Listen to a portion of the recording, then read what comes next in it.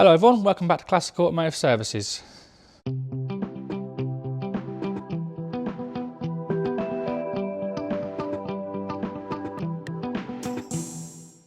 Right, this week we've done the inspection on the Lotus.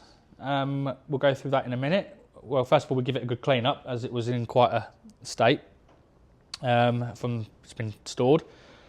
So we can actually inspect the bodywork as well. But yeah, we will go on to this one in a second. We'll find out what we actually found on it, but it's not a great deal. So we will go over that in a second. We'll start off with the Blue 7.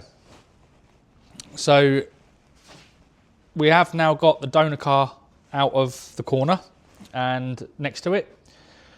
So we're going to look at that in a second as well. And we've taken the roof frame out of the donor car, as the roof on that one is actually rotten anyway. So before people start crying we've damaged the shell or destroying a car, no, we're not. That car's quite a state, but it will live another life, and we'll also go on to that in a minute as well. So as I was saying, we've got the roof frame out of the donor car.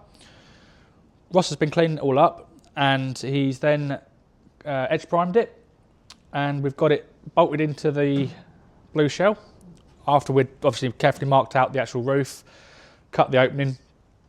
It was then bolted in, but on these the frame is actually welded in as well. So we've got the frame welded in, and then we have now test fitted all of the actual trims. If you want to kind of have a look at the trims, so we've test fitted all the actual frame trims, the runners, where the latch and everything goes, and the actual Basto fixing points are here. It bolts on. We have slotted it on.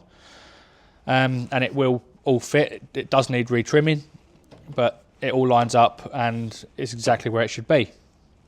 The cut shell has now been cleaned. We've done all the prep work on this side. The arch is all skimmed now, and we've been round it and marked up the last few dents that we can find now that it's actually clean. We've got a little one here we've noticed, and there's just a couple on the other side. The other side arch is just skimmed as well, but we haven't actually flattened them down. So we've just put some tape where the dents are, so we can finish that off at the beginning part of the week. Then this is then actually ready for priming. So we have to take the roof trims back out and get it all masked up and primed. So it's probably, I don't know, hour, 2 hours work just to finish off the last little bits before we can prime it. So that's coming along very, very well. If we go over to the donor car now. So this car has been imported from America, and it is in quite a state. There's a lot of it missing. So it is only a donor car for the running gear. It's been sat since 1985. The last year it was actually on the road. If I can clean the screen, if you can see it. This is Texas inspection. It was, I believe it's December 85 that it ran out. So I know the engine hasn't run since then, but it does turn over. We've turned it over by hand, and it had no valves hitting pistons, no sticking valves or anything like that. So we've put some oil in it, as it didn't have anything in it where it was imported over.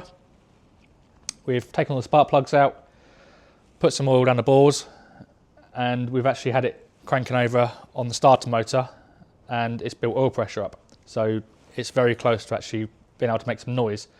We're not expecting it to run right, nowhere near, as the carburetors all obviously all need rebuilding and it all needs going through. Before we take it out, we just want the engine to run and make sure it runs on 8 cylinders, because the plan is we don't really want to take the engine apart. It's not a high mileage engine. So we just want to clean it all up and do gasket seals and use it. So mainly try and keep the cost of the build down for the owner. But this is what we were saying about when we were building this car with all genuine TR8 parts. This is an 8. Well, what's left of an 8. There's no identity on it. There's no nothing. So it is just a rolling shell at the moment. So, but the shell itself, it isn't too bad. It does need a little bit of attention. Obviously it's got damage here, there and everywhere around it. This wing's all badly buckled, front panel's badly buckled, the rear lighting panel is badly buckled, and I think the other front wing's got damage on it as well. And the roof itself, this side wasn't too bad, but it's all heavily corroded through here. And the other side was completely rotten. So we've just drilled out the spot welds and peeled it all back to get the frame out.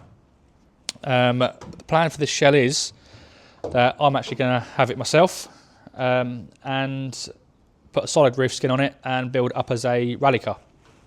So I want to do a 16 valve conversion, not a V8, as everyone does the V8s these days, and 16 valve ones are not quite so popular anymore. I personally think that's due to the price of the Sprint engines, but I actually have a Sprint engine, so that doesn't really matter to me. So I can then build it up as a 16 valve replica rally car in the white livery. Again, not such a popular livery, so I want to do something a little bit different with it. But that's what this is and is going to become. So we're just using it. This is just the donor parts to build this one up, and then we're going to build this one up as a rally car with 7 running gear. So just use the shell as a rally car. So that way it's all completely as it should be. So that's where we're up to with these. Hopefully on Monday as well we'll get this to make some noise. We have got a little video clip of this spinning over with no spark plugs in it, as there's no wiring loom or anything in it either. There's no electrics at all. So we've had to put a battery lead on the starter motor and a couple of bits of wire and jump leads to get it to crank over. So we have got a little video of it cranking over and building oil pressure. So we'll put that into the video, as along with all the photographs of this so far. So the Platinum 8 as well, that's all painted. That's over in the corner, just sat until probably middle of next week. So that cures, as the temperatures aren't the greatest. So it's leaving it for around about a week just to finish off curing before we flat and polish it. And then we can get that assembled. We've got the seats here for it now. So we'll change the seats over and reassemble it, do the last little jobs on it, and that's ready to go on the road. And we're going to put some miles on it, so that way it's we know it's all sorted and all good. I think the plan is to put it in for an MOT as well. I'll have to double check on that, but I think they want it MOT'd. And if we turn around, we've got a Mercedes 300 SL, which is in very nice condition. So this Mercedes 300 SL, it's I think it's 1986 car. It's in for a little bit of minor work due to failing its MOT, and there's nothing major. It's got a little tiny bit of corrosion on the where the bulkhead meets the floor, right next to the chassis leg. So we've got to sort that out. It is only a very small area. It's only just started, luckily, so the car is MOT'd every year, and it wasn't on last year's MOT, so we'll sort that out. Then it's had a new heater motor as well, as the heater motor had failed and actually quite worried the customer, as one day he just had a lot of smoke coming out from like behind the bonnet area, where the heater motor is. It had locked up and obviously started shorting out. So we've rectified that already, and we have put the heater motor in. We've got the old one actually in the box over there. And then we're going to give it a good clean up and a polish, because the paint's quite swirly. So he's asked us to see if we can sort out the paint and get rid of the swirls in it for him as well. So that will be here probably till midweek, I would have thought. But the Lotus, I'll just go and get my report and we'll go through what needs doing on the Lotus. Right. So, right, first of all, we started going around and checking sort of brakes and suspension, that sort of thing. So we found that the near side rear caliper was seized. I have freed it off so we can move the car, but they need coming off and rebuilding. And the front near side caliper was also binding. So we're going to remove all 4 calipers, strip them down, clean them all up, new seals and stainless steel pistons. Hopefully that will cure the brakes pretty much forever. They shouldn't seize up again.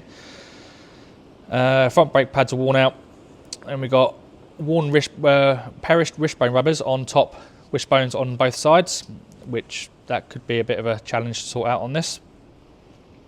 Then we've got split ball joint cover on the offside. Minor play in the steering rack bushes. What else have we got? A bit of cracking on the sidewalls of the tyres, so we're just going to put new tyres on anyway. We've got rear wheel bearings, I've got play in them, so we've got to change the rear wheel bearings and a perished rear shock absorber bush. And that's pretty much all we could find on the suspension. On the engine, obviously we don't want to run it for any more time than we have to, but we have inspected the cam belt and it isn't showing any signs of perishing.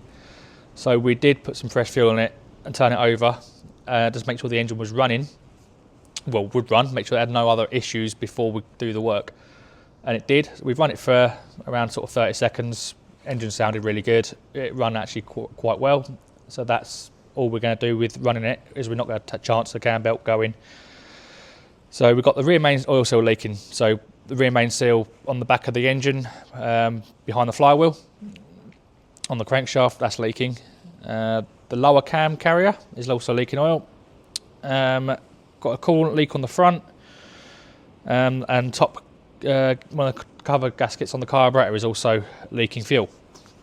But that's all that there is on the engine, other than servicing it. But as anyone knows anything about cars, as you've worked out already, to do that on these, all that work on these, the engine's coming out. So we are going to take the engine out of it. Other than that, it's got a few little electrical gremlins, headlights aren't working, things like that, and the body itself is really, really nice. We've done a full inspection on the body and it is really nice. But yeah, so it is a very, very good car. So there's not a great deal to do on it, just that a lot of it is very, very awkward to do.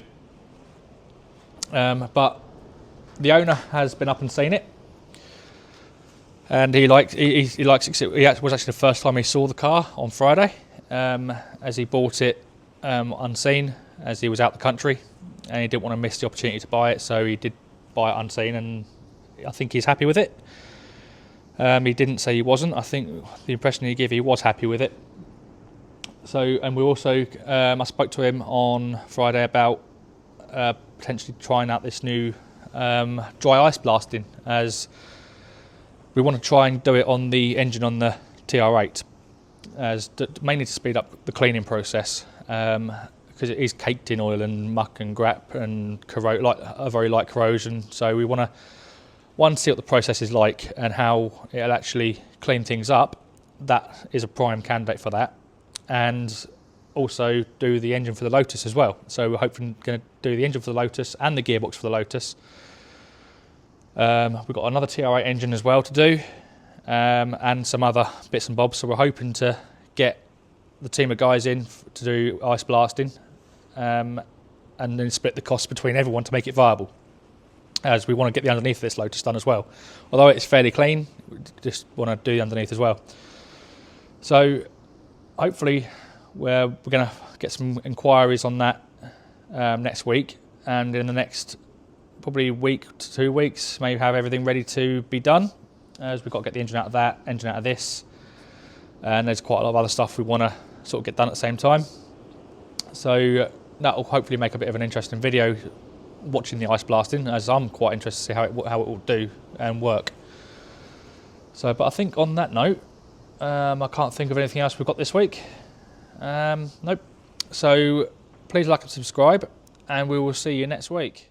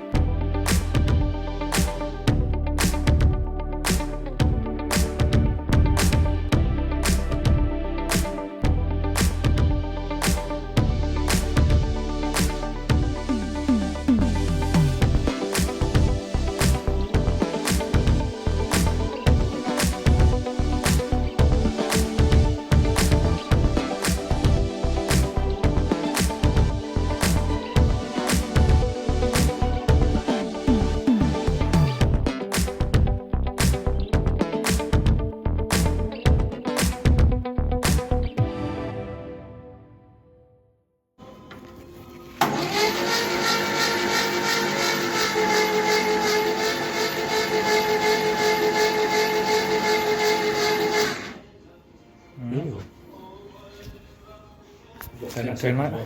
Yeah.